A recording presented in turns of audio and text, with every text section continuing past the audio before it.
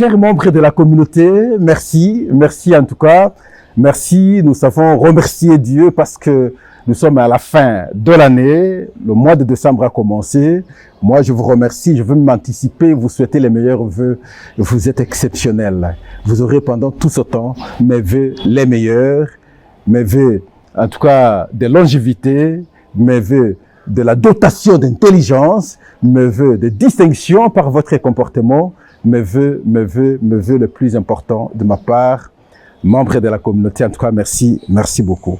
Nous devons réfléchir aujourd'hui. J'aimerais que nous puissions quitter le terre à terre. Que nous soyons maintenant dans la réflexion sur une question importante, une question connue, une question déjà débattue. Mais nous creusons jour au jour parce qu'elle est importante à ce stade. La question de la Constitution. La question du changement de la Constitution, la question de la révision de la Constitution. Informez les amis que la bonne émission a commencé. Appelez les amis. Envoyez les messages. Partagez le lien qu'on se retrouve, qu'on analyse maintenant. Très bonne question d'aujourd'hui. Très bonne question sur l'analyse de la Constitution. En tout cas, merci. Nous commençons d'abord par le propos du président de la République à Isiro. Le président de la République a dit ceci, Félix Antoine Tshisekedi. Ma vision n'est pas de m'éterniser au pouvoir,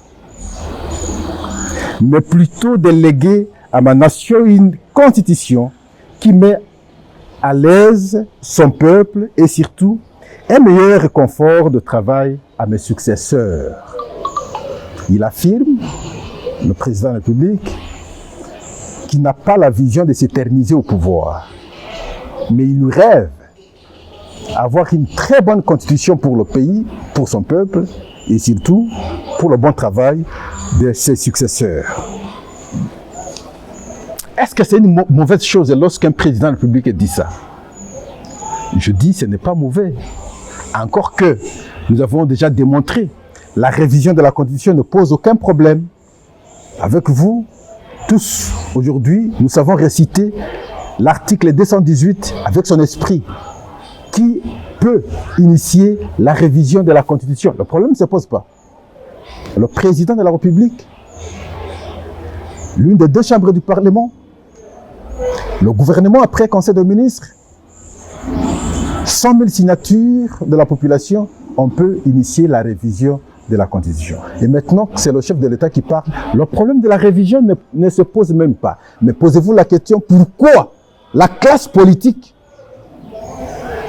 de l'opposition voulait flouer les gens pour s'opposer à l'initiative de la révision de la Constitution? C'est illogique. Pour le changement de la Constitution, et Pascal, je vous ai dit aussi la fois passée, que je ne vois pas dans la Constitution, là où on interdit le changement de la Constitution. D'ailleurs, même le concept de changement de la Constitution, vous allez le chercher dans la Constitution. Le professeur Nyabirungu est revenu sur cette question. Et moi, je dis, ce qui n'est pas interdit est permis.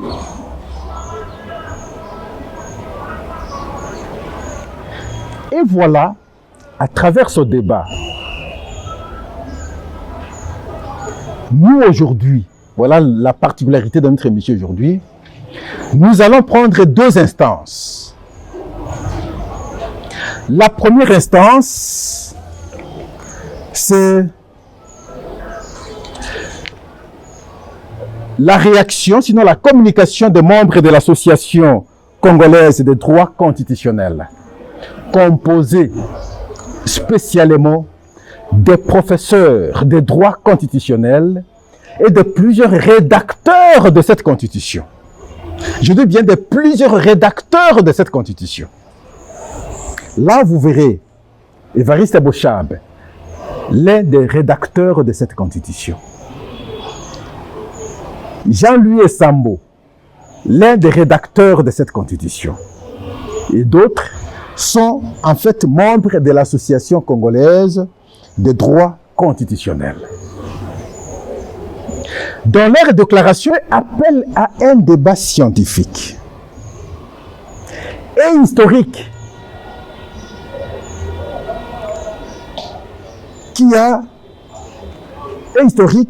à cette initiative prise par le chef de l'État. Mais ils sont plus spécifiques. Ils se disent, ils ont l'expérience de droit constitutionnel du fait qu'ils sont les enseignants du droit constitutionnel. Ils connaissent l'histoire constitutionnelle du pays, ses textes et ses différents contenus. Ils connaissent particulièrement l'origine de cette constitution de 2006. Ses rédacteurs, son contenu, son pouvoir constituant et les mécanismes prévus pour sa modification. Suivons d'abord les membres de cette association et puis nous allons revenir. Déclaration de l'Association congolaise de droit constitutionnel.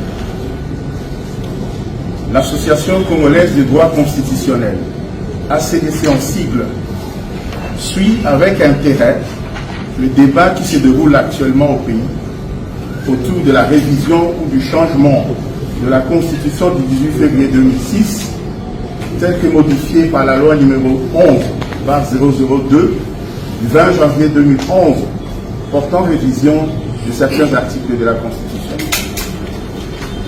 Elle note que ce débat fait suite à l'idée lancée à ce sujet par Monsieur le Président de la République le 23 octobre 2024 à Kisangani, réitérée le 16 novembre 2024 à Lubumbashi, puis le 26 novembre 2024 à Kalemi. Depuis lors, des réactions en tout genre, des interprétations de tous ordres et des positions de tous bords ont été exprimées, jetant plus de trouble que de lumière dans l'esprit de la population. L'Association congolaise de droit constitutionnel salue la démarche du chef de l'État qui a annoncé que, préalablement à toute initiative institutionnelle, il convoquera l'année prochaine une commission multidisciplinaire d'experts qui l'éclairera sur le sujet et sur la conduite à tenir pour le grand bien du peuple congolais. L'Association congolaise de droit constitutionnel tient à souligner que, forte de l'expérience de ses membres dans l'enseignement et la pratique du droit constitutionnel, elle connaît l'histoire constitutionnelle du pays, ses textes et son vécu. Elle connaît particulièrement l'origine de la Constitution du 18 février 2006, ses rédacteurs, son contenu, son pouvoir constituant et les mécanismes prévus. Nous avons bien voulu commencer d'abord par prendre le point de vue des membres de cette association des droits constitutionnels. Pourquoi? Parce que non seulement qu'ils enseignent les droits, mais ils ont été à la rédaction de la Constitution. Et vous allez vous en souvenir, l'un d'entre eux, lorsqu'on arrive en 2015, il sort un ouvrage, il dit « Entre la révision de la Constitution et l'inanition de la nation ». Peut-être qu'il voulait dire « Entre le changement de la Constitution et l'inanition de la nation ». C'est Évariste Bouchard. Mais j'aurai des révélations, ça c'est la deuxième étape alors, d'un autre rédacteur de la Constitution. Lui n'est pas membre de cette association congolaise des droits constitutionnels, mais c'est un Belge congolais de la tendance de l'opposition congolaise, parce qu'il travaille avec l'ensemble de Moïse Katumbi, le professeur Kabamba. Pascal, je l'ai beaucoup cité, et il est intervenu pour la deuxième fois sur Top Congo. Nous avons bien voulu, et j'ai bien voulu analyser ses propos pour finalement ressortir l'aspect du changement de la Constitution. Parce que lui, malgré qu'il comprend, mais il s'est contredit quelque part, le professeur Kabamba. sur la nécessité de réviser la Constitution. Et c'est comme ça que nous allons l'analyser. Déjà, je vous ai dit, Bochab avait écrit une lettre, un ouvrage plutôt, il voulait parler du changement de la Constitution et l'inanition de la nation. Moi, il avait parlé à son tour, la révision et l'inanition de la nation. Mais l'autre professeur d'une autre tendance de l'opposition, il démontre les faiblesses de la Constitution. Prenons professeur Kabamba. Il dit ceci. Lui, comme enseignant à l'université en Belgique, il a été contacté pour participer à la rédaction de cette constitution de 2006 par le gouvernement belge, s'il vous plaît. Il a été contacté, non pas par le Sénat congolais, non pas par le gouvernement congolais, mais par le gouvernement belge. À l'époque, Louis Michel était, je pense, ministre des Affaires étrangères. Il les contacte pour venir participer à la construction, à la Constitution. Ça veut dire, en d'autres termes, il portait la vision de la Belgique pour la rédaction de la Constitution congolaise. Et il est venu avec cette vision. On peut suivre. Professeur Kabamba, il affirme ça. Suivons-les. En fait, j'ai été donc mandaté par le gouvernement belge sur demande du Sénat congolais qui avait fait une demande claire auprès du gouvernement belge pour être appuyé dans la rédaction donc de cet avant-projet.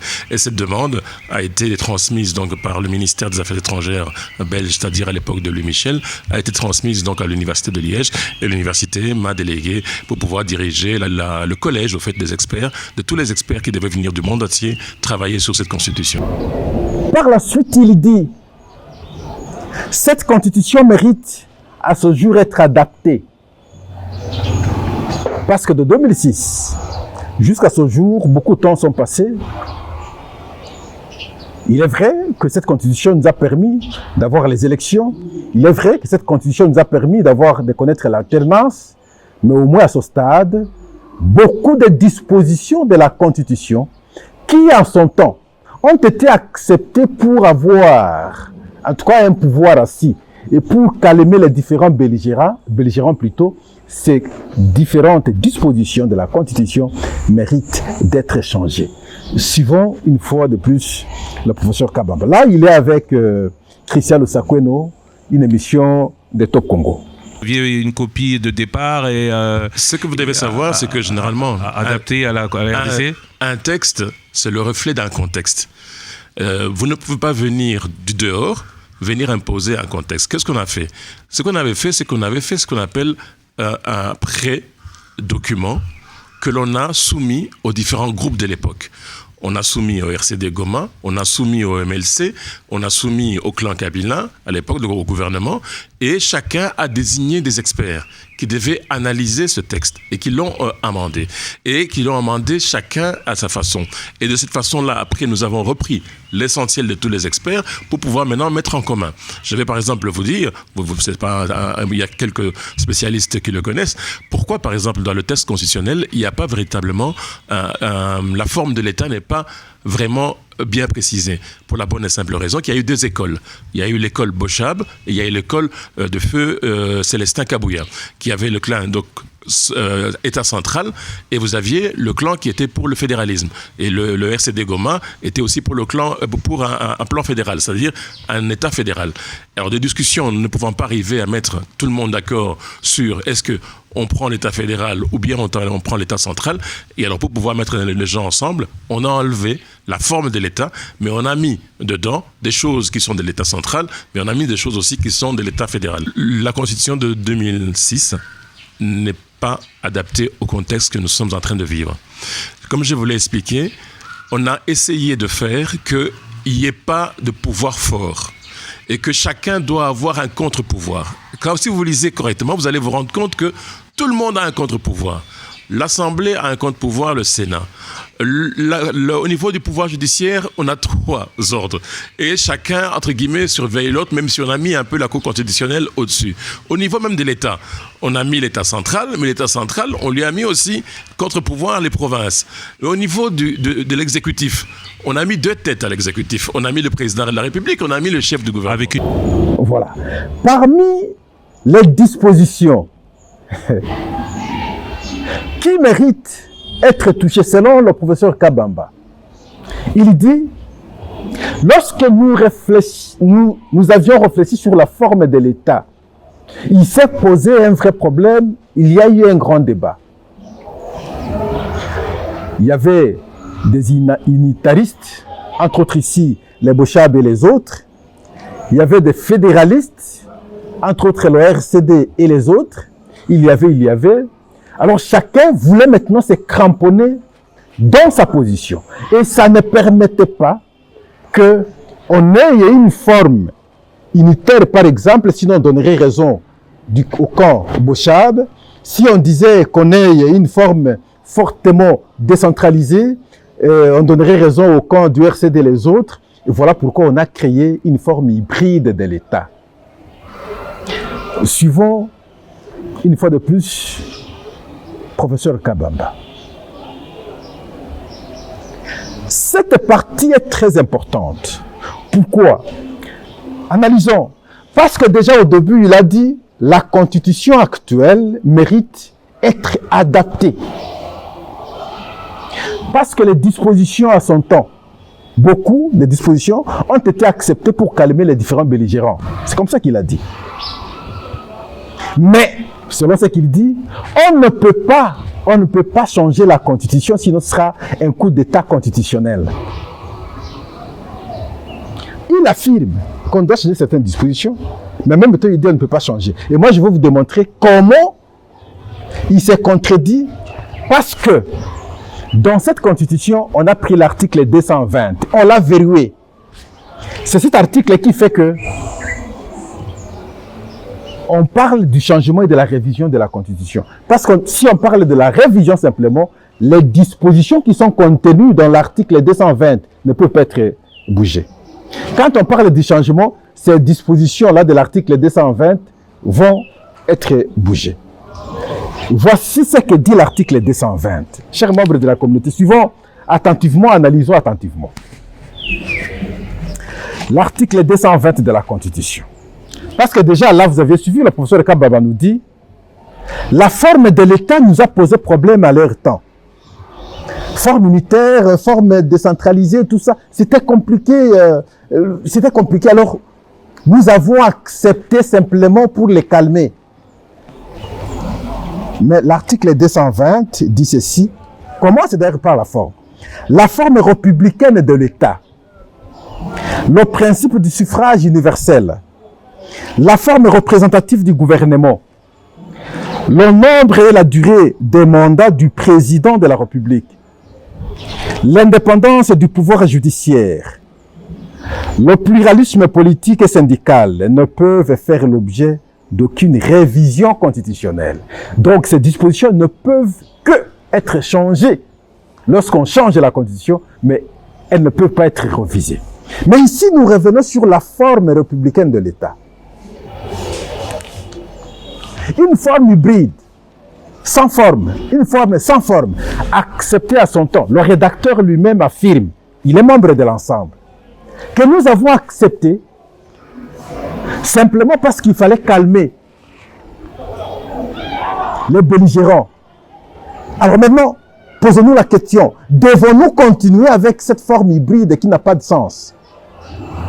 Et quelque part, il a dit, oui, s'il faut réfléchir sur le changement de la forme, il faut le faire. Mais on va faire comment s'il faut, si on ne touche pas l'article 220?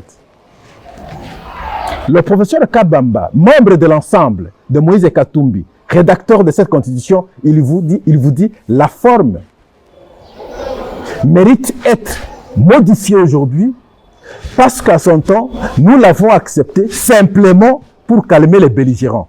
Mais comment nous allons toucher à la forme si on ne touche pas l'article 220? Voilà pourquoi il est important de changer la Constitution, parce que l'article 220 ne peut être touché que par le changement de la Constitution.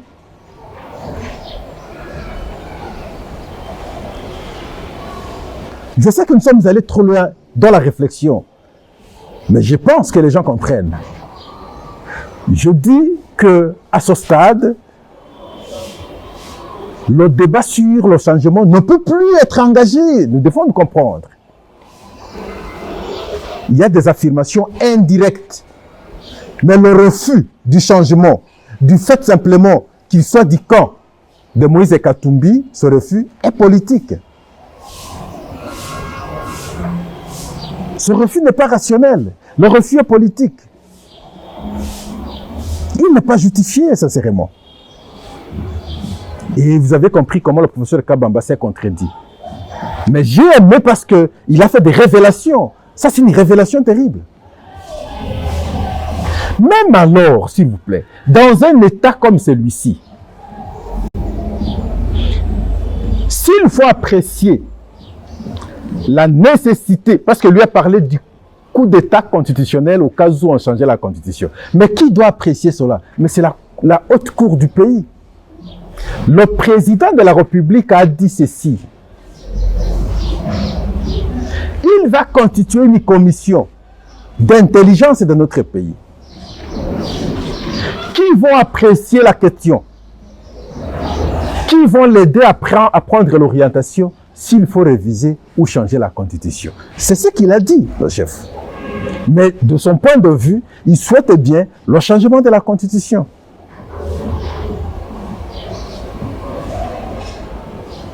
La haute cour, la seule instance à pouvoir apprécier sur le plan du droit s'il y a haute trahison ou non. Ce n'est pas une déclaration d'un individu. Et ce ne sera pas la haute trahison parce que le chef ne s'est pas imposé. Il a laissé le libre arbitre aux intelligences du pays qui seront composés, entre autres, d'ailleurs, les membres de la Cour constitutionnelle, de pouvoir donner la lumière sur ce qui va arriver pour le pays. Cette fois-là, ce ne sera pas lui, ce ne sera pas son initiative. Lui a juste une idée et il va soumettre maintenant aux intelligences du pays. Et vous avez suivi, d'un côté, il y a les membres de l'Association congolaise des droits constitutionnels qui sont des professeurs de droit constitutionnel dans nos différentes universités à travers le pays. Et qui vous disent qu'ils connaissent bien l'esprit et la lettre de la Constitution, son histoire. Ce sont eux qui enseignent jour au jour la Constitution, ou sinon le droit constitutionnel. Ils connaissent les méandres. Quand la changer, quand on ne peut pas la changer, et ainsi de suite. De l'autre côté, je vous ai dit, c'est la haute cour qui peut apprécier lorsqu'il faut parler d'une infraction de la haute trahison. Non, il n'y aura pas une infraction de la haute trahison ici, monsieur le professeur Kabamba.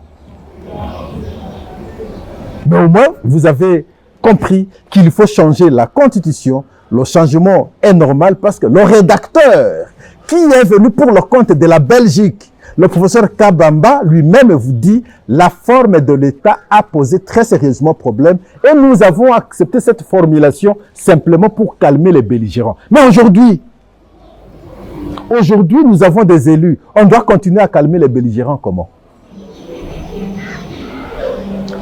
Maintenant, il est temps à l'État de pouvoir s'assumer. Mais comment on va s'assumer si on ne change pas la Constitution, encore que cette disposition de la réforme est contenue dans l'article 220, qui, selon l'esprit de cette Constitution, cet article est intangible.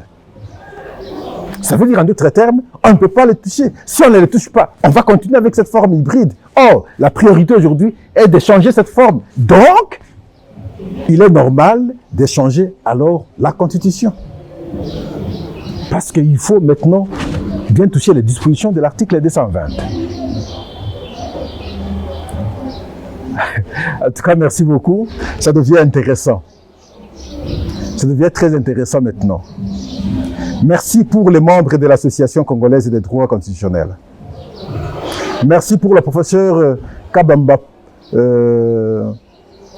du fait de la lumière apportée, laquelle nous a permis de comprendre que il faut toucher à l'article 220 sans embâge. Et par conséquent, il faut passer par le changement de la Constitution.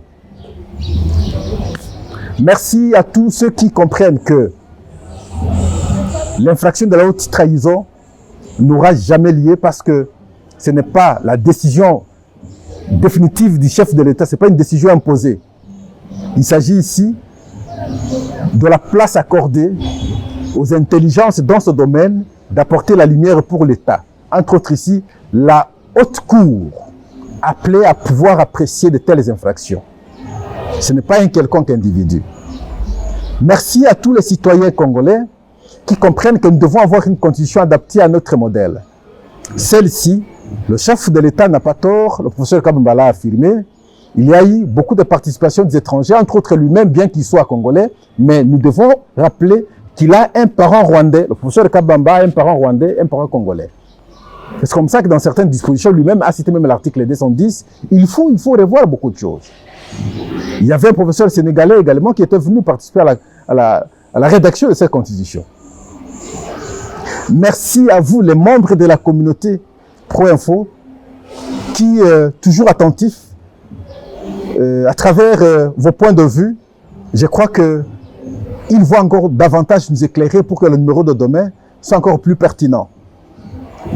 Merci à ceux qui pensent qu'on ne peut pas avoir un débat terre à terre, il faut en tout cas un débat de profondeur.